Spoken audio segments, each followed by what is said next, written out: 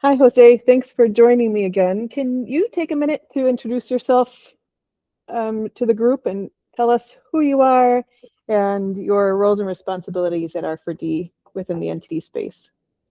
Yeah, sure. Okay. Thank you. And hi, everyone. I am Jose Gonzales. I'm an Associate Program Director at Result for Development and Health Economist by training.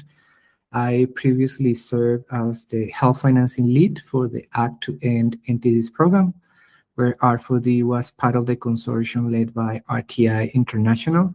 So most of my work focuses on health financing, sustainability, and supporting governments to strengthen planning and resource allocation.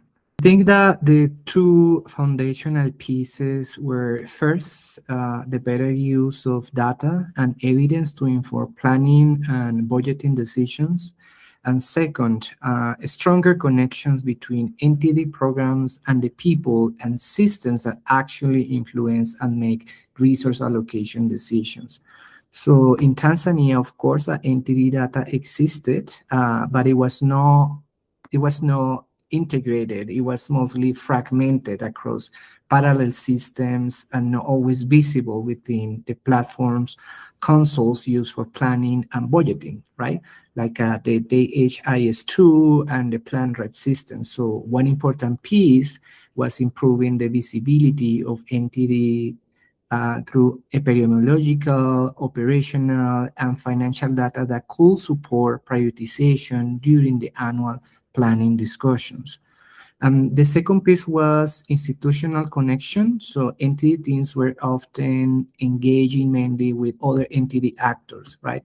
But not always with district planning officers and finance officials who influence planning priorities and budget ceilings. So Tanzania increasingly brought those actors into the conversation and positioned NTD as part of broader primary healthcare and health system priorities. So I think that Tanzania did differently, was moving earlier towards an institutional integration and subnational ownership rather than relying on parallel donor-supported structures. So as external funding declined, the councils were already beginning to integrate NTD activities, including integrated MDAs, into routine planning and domestic budgeting processes. And that helped create an operational pathway for the systems to gradually absorb part of the shock through existing government systems and functions rather than trying to replace donor funding overnight. So that was the Tanzania approach.